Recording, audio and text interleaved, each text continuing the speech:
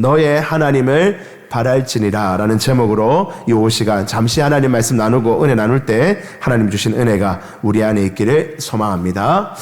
여러분, 우리 호세아서를 우리는 계속해서 보고 있는데요. 호세아서는 분명한 주제입니다. 대부분의 선지자가 똑같지만 이스라엘, 하나님의 나라 이스라엘의 범죄를 지적하고 그 범죄에 대한 하나님의 준엄한 심판이 있음을 경고하고, 그리고 하나님께로 다시금 돌이키라는 것이 큰 선지서의 메시지입니다. 계속해서 똑같은 내용을 말만 좀 다르게, 비유만 조금 다르게 해서 반복하고 있기에 우리가 선지서를 계속 보다 보면 조금 지루한 느낌도 들 수도 있는데, 그만큼 하나님의 백성들이 하나님을 떠나 범죄하고 우상 숭배하고 죄악된 길로, 세상의 길로 끊임없이 나아가고 있기에 하나님은 선지자들을 끊임없이 보내어줬던 것입니다. 그 선지자들 통해서 경고하셨고, 지금 우리도 역시 하나님을 그렇게 떠나 있진 않은지 늘 점검해 보아야 되는 것이죠. 오늘 말씀도 그런 차원에서 똑같은 맥락입니다. 12절 말씀 보시면 이렇게 되어 있습니다.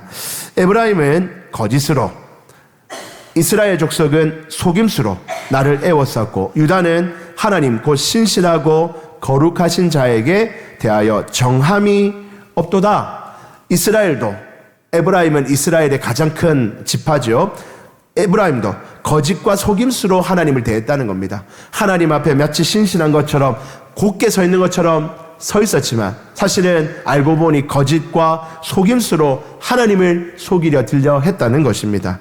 유다 역시도 정함이 없었대요. 정함이 없다는 것은 두 마음을 가지고 있다는 겁니다. 야고보서에 나오는 것처럼 정함이 없는 자라는 것은 마음이 두 개라는 거예요. 하나님 앞에 하나 가 있는 것처럼 하지만 세상의 것들을 쫓아가고 세상의 것들을 바라고 세상이 더 좋은 것 준다 하면 하나님은 얼마든지 버릴 수 있는 것처럼 그렇게 두 마음을 가지고 조울질하며 하나님 앞에 서 있었던 것이 이스라엘 백성들, 하나님의 백성들이었다는 것입니다. 하나님이 그들의 죄를 경고하십니다. 하나님 앞에 정한 마음이 없었다는 겁니다. 1절로 넘어가면, 그 다음 장 1절로 넘어가면, 에브라임은 바람을 먹으며 동풍을 따라가서, 여러분, 바람을 먹는다는 것은 허망한 것을 먹는다는 겁니다. 여러분들, 공기를 먹으면 배가 안 부르잖아요. 이게 먹기는 먹었지만 배가 부른 게 아니잖아요. 그죠? 우리가 뭐 공기 한번 배고프니까 공기 한번 먹자 해서 바람을 먹는다고, 내 배가 좀 찼네, 영양이 찼네, 그렇지 않잖아요. 그죠? 바람을 먹는다는 표현은 허망한 것을 쫓는다는 겁니다. 세상에 수없이 허망한 것들, 저거 가지면 행복할 거야. 저 옷 입으면, 저 차 가지면, 저 집에 살면, 저렇게 살면 행복할 거야. 저 권력을 잡으면 내가 진짜 행복할 거야 생각했던 것들, 그 허망한 것들을 먹는다는 거예요. 하나님의 백성은 하나님의 말씀과 하나님이 주신 은혜를 먹고 살아야 되는데, 하나님의 백성이 세상의 허망한 것들, 세상의 자랑거리들, 세상의 능력 있는 것들, 세상에 좋다 하는 것들, 그거를 늘 먹으며 지내고 있다는 겁니다. 하나님의 말씀이 아닌, 하나님의 은혜가 아닌 세상의 것들을 먹어요. 허망한 것들을 먹으며. 또 1절 다시 보니까 동풍을 따라가서 종일토록 거짓과 포악을 더하여. 동풍을 따라간다는 말이 뭡니까? 여러분, 이 유다 땅에서요, 동풍이라는 것은, 동풍이 한번 싹 오면 이 식물들을 다 말라 죽게 하는 바람이 바로 동풍입니다. 그래서 동풍이 불었다는 것은 그 유다 땅에서, 이스라엘 땅에서 이 죽음의 바람, 이렇게 의미하는 것이죠. 그러니까 동풍을 따라갔다는 것은 이 죽음을 쫓아갔다는 겁니다. 그들이, 이스라엘 백성들이 지나가는 곳에 생명이 일어나고 살아감이 생겨나고 죽었던 자가 살아나는 역사가 아니라 살아있던 자들도 죽여버리는 그 동풍을 따라가서 종일토록 거짓과 포악, 악을 행하고 폭력을 행하던 것이 이스라엘 백성들의 모습이었다는 것이요. 그만큼 이 세상의 힘에 몸과 마음이 다 빼앗겼다는 겁니다.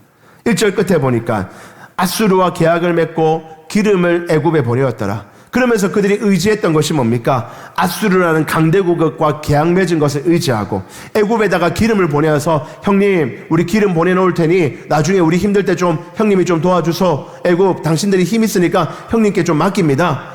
외교하는 것과 이렇게 의지하는 것은 다른 거잖아요. 근데 이스라엘이 세상 사람들처럼, 세상 나라들처럼 이 외교를 가지고 조공을 바치고 평소 때 계약 잘 맺어놓고 그것에 의지하여서 나라를 세우려고 하던 모습, 하나님은 오늘 1절을 통하여서 이런 이스라엘의 악함을 지적하는 겁니다. 허망한 것을 먹고 폭력을 일삼으며, 그리고 외교를 가지고 국가를 세우고자 바로 세우고자 하는 모습들, 하나님을 의지하는 것이 아니라 그렇게 세상의 국가들과 똑같이 따라가는 모습을 보며 하나님이 경고하고 있는 것이죠. 이렇게 세상을 쫓아가던 하나님의 나라에 대해, 하나님의 백성에 대해 하나님은 엄중한 심판을 예고하십니다. 2절 말씀 함께 보실까요? 2절 같이 한번 읽어봅시다. 시작. 여호와께서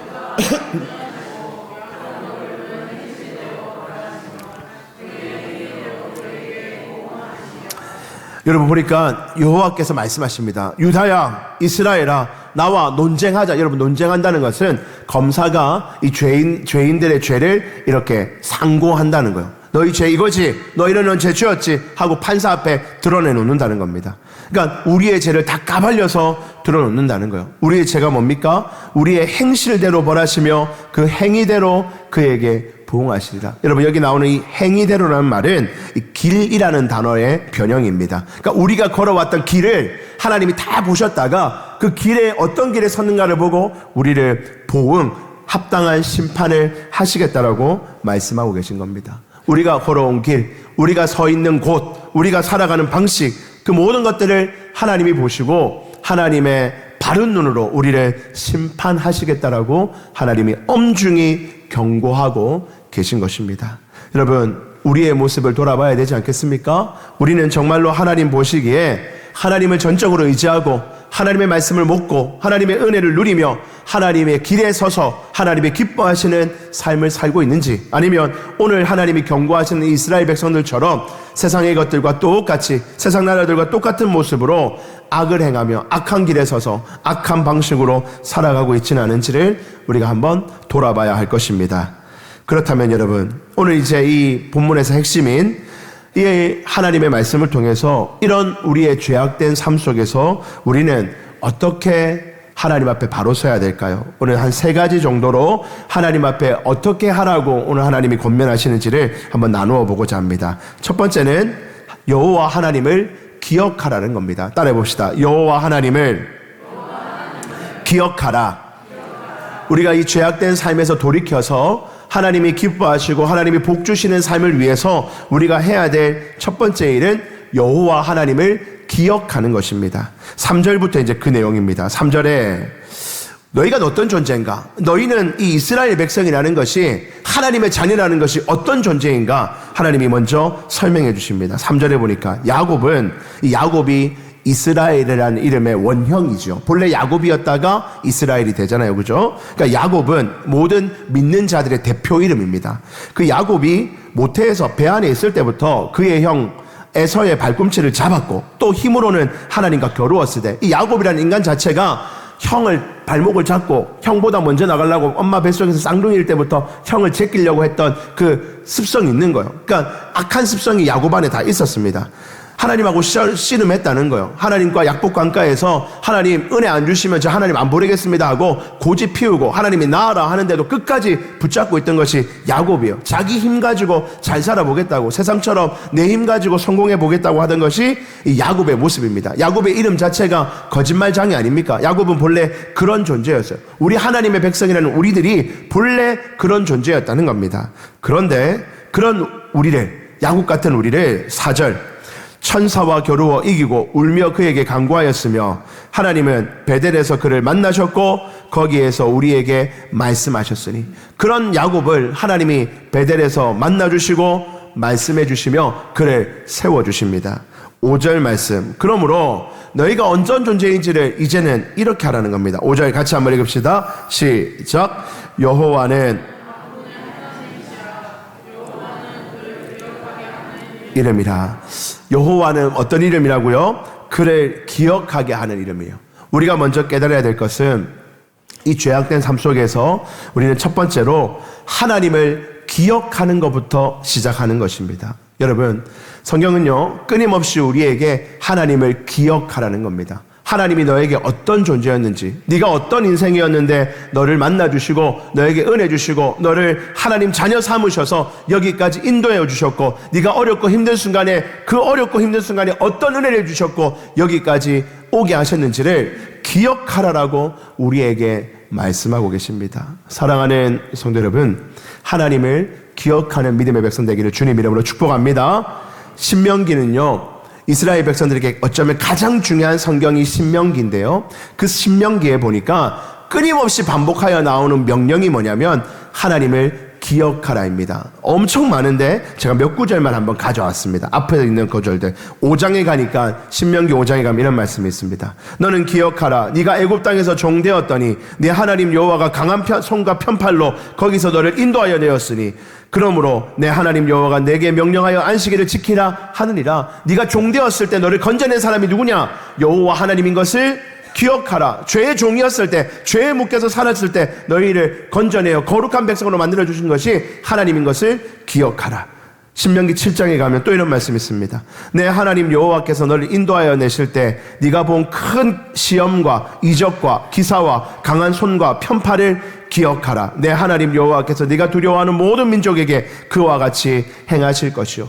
너희 하나님이 어떤 존재이냐? 너 앞에 온갖 기적을 행하셨고 너를 두렵게 하는 세상의 그것들을 다 무찔러 주신 분이 여호와 하나님인데 그 하나님을 기억하라 라고 명령합니다. 신명기 8장에 가면 내 하나님 여호와께서 이 40년 동안에 네가 광야길을 걷게 하신 것을 기억하라. 이는 너를 낮추시며 너를 시험하사 내 마음이 어떠한지 그 명령을 지키는지 지키지 않는지를 알려 하심이라. 너의 인생에 온갖 시험이 있었지, 눈물 날 일이 있었지. 그 시간들 하나님이 그냥 주신 게 아니야. 광야 시간을 통해서 너에게 하나님이 어떤 존재인지를 깨닫게 하시려고 주셨는데 그 하나님을 기억하라. 시험을 주신 분도 하나님이요, 그 시험을 통해서 이길 힘과 은혜를 주신 것도 하나님인데 그것을 기억하라라고 명령합니다. 마지막으로 신명기 8장에 가면 또 이런 말씀이 있습니다.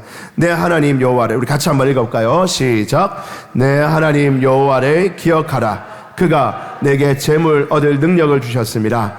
이같이 하나님은 내 조상들에게 맹세하신 언약을 오늘과 같이 이루려 하심이니라. 아멘. 어떤 하나님을 기억하라고요? 너에게 재물 주신 것도 하나님을 기억하라. 자녀 주신 것도, 건강 주신 것도, 재물 주신 것도, 살만한 환경을 주신 것도 다 하나님인 것을 기억하라. 그 하나님을 잊어버리면 이스라엘 백성들처럼 날마다 불평하고 원망하며 세상 따라가고 세상에 좋은 것 쫓아가고 그렇게 살아갈 수밖에 없는 것입니다. 사랑하는 성도 여러분, 우리가 늘 마음에 새겨야 될 것들은 기억하라는 이 명령입니다. 하나님이 내 인생에 주셨던 그 수많은 은혜들 우리가 기억하며 살아가기를 소망합니다. 특별히 우리 교회적 차원으로 볼 때 지난 30년의 시간 동안 어렵고 힘든 시간, 부족한 것들도 참 많았을 때도 있었고 원망스러울 일도 있었겠지만 그러나 하나님께서 지난 30년간 은혜 주셔서 여기까지 인도해 오셨다는 것을 우리 모든 성도들이 함께 기억하는 시간 되기를 주님 이름으로 축복합니다. 우리 그날의 그 은혜를 기억하며 그 은혜 주셨던 하나님께서 앞으로도 우리에게 은혜 주실 줄 믿음으로 나아가는 우리 교회가 되기를 주의 이름으로 축복합니다. 두 번째입니다. 두 번째 따라해 볼까요? 여호와 하나님께로 돌아오라. 두 번째는 기억했다면 돌아오는 것입니다. 6절 말씀에 보니까 그런즉 너의 하나님께로 돌아와서 인애와 정의를 지키며. 여러분, 우리가 하나님을 기억한다면 그 다음은 돌아오는 겁니다. 돌이켜서 하나님께로 나아가는 것입니다. 하나님께로 돌아가서 이전에 내 마음대로 살던 삶에서 돌아서서 오직 하나님께로 다시 나아가 하나님이 기뻐하시는 삶을 살아가는 거예요. 그런데 여러분, 돌아온다는 것은 하나님 편에 서는 것입니다. 돌아와서 인애와 정의를 지키며 이렇게 했죠. 하나님께 돌아왔기 때문에 이제 그냥 하나님 편에 서서 그냥 하나님의 보호만 받고 편하게 살자, 이게 아니라 하나님께로 돌아섰으니까 하나님이 원하시는 삶을 사는 것이 바로 하나님께 돌아서는 거예요. 우리가 세상의 삶에서 살다가 하나님께로 돌아서면요, 하나님이 원하시는 삶이 있거든요. 그것이 바로 인애와 정의를 지키는 삶이라는 것입니다. 우리가 하나님의 은혜를 기억했다면 이제는 돌이켜야 됩니다. 이전의 삶을 살던 방식에서 돌이켜서 하나님이 기뻐하시는 인애와 정의를 드러내는 삶으로, 가정과 직장과 교회와 사회에서 그 인애와 정의를 드러내는 삶으로 하루하루를 살아가는 것, 그것이 바로 하나님께로 돌이키는 것입니다. 그래서 요엘서 말씀에 보면요, 돌이키는 것을 이렇게 표현해 놓았습니다. 요엘서 2장 12절과 13절 말씀 보니까 여호와의 말씀에 너희는 이제라도 금식하고 울며 애통하고 마음을 다하여 내게로 돌아오라 하셨으니. 여러분, 하나님께 돌아오는 것이 돌아갈게요 하고 그냥 돌아서면 되는 게 아닙니다. 여기 보니까 뭐라 되어 있습니까? 금식하고 울며 애통하고 마음을 다하여 하나님께로 돌아선다는 거예요.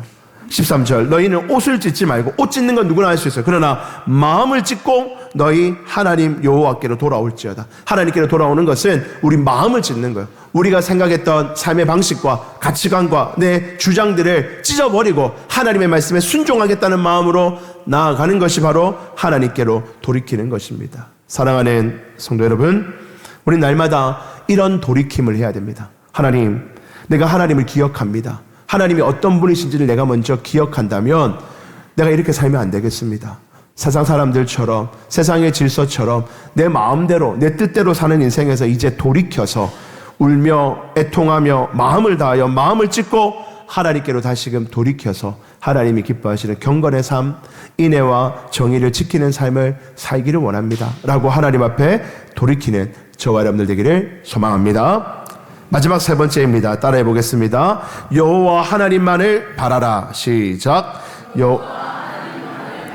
마지막 세 번째 자세는요, 여호와 하나님만을 바라는 거예요. 하나님을 먼저 기억하고 하나님께 돌이켰다면 이제는 하나님만 바라고 사는 겁니다. 6절 말씀 한번 보실까요? 항상 너의 하나님을 바랄지니라. 항상 하나님을 바랄지니라. 여러분, 우리가 마음을 돌이켜서요, 하나님께로 돌아서면 우리가 은혜 구할 때가 하나님밖에 없어요. 세상 사람들의 방식대로 살아가면요, 세상의 방법으로 이런 편법도 쓰고 저런 꼼수도 쓰고 저런 나쁜 짓도 하고 저런 나쁜 짓도 하면요, 여기서도 뭐가 툭 떨어지고 저기서 뭐 툭 떨어지고 막 그런 즐거움 가지고 살아가게 될 겁니다. 세상 사람들이 살아가는 방식은 그런 뒤에서 오는 좋은 것들이 있죠. 근데 우리는 정의를 지키며 인애를 지키며 살아가다 보면 세상으로부터 주어지는 그런 좋은 것들을 누리지 못합니다. 그럼 우리는 어떤 즐거움을 맛보며 삽니까? 어떤 낙으로 살아가나요? 세상 사람들이 맨날 우리에게 묻죠. 아니, 너네들 그렇게 세상에 좋은 것도 많은 세상인데 술도 안 먹어. 술도 종류가 얼마나 많은데 그것도 다 안 먹어. 담배도 얼마나 종류가 많은데 그것도 다 안 펴. 야, 나가봐라. 유흥업소가 이렇게 많은데 저 좋은 것도 한번 안 가보고 뭐하고 사냐. 일요일날 좋은 데가 얼마나 많은데 너희들 무슨 즐거움으로 사는데? 라고 우리에게 말할지 모릅니다. 그렇죠. 그들의 입장에서 보면 우리는 참 재미없고 답답하고 막 유익을 누릴 게 없는 삶인 것처럼 보입니다. 그러나 여러분, 우리가 하나님께 돌아서면 우리가 바랄 것이 있어요. 그것이 뭡니까? 바로 하나님의 은혜와 하나님의 사랑과 하나님의 긍휼을 우리는 바라보며 사는 거예요. 그들이 바라볼 수 없는 것, 우리는 그 하나님의 은혜를 바라보며 삽니다. 우리가 조금 전에 읽었던 그 요엘서 말씀의 뒷부분에 보면요, 하나님께로 우리가 애통하는 마음으로 돌이키면, 마음을 찢고 돌이키기만 하면 하나님이 우리에게 어떤 은혜를 주시는가. 13절부터 다시 한 번 더 14절까지 한 번 더 읽어봅시다. 준비 시작. 너희는 옷을 찢지 말고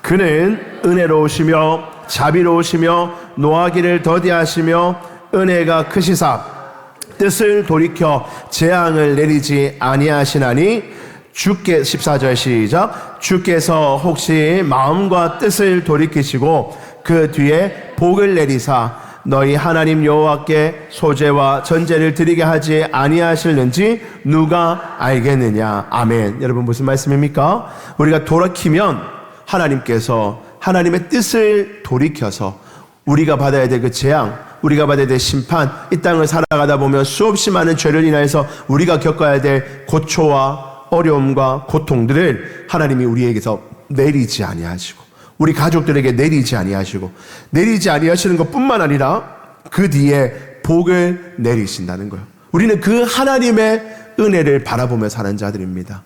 세상에 여러 가지 방법으로 이런저런 것들 누리며 사는 사람들이 많잖아요.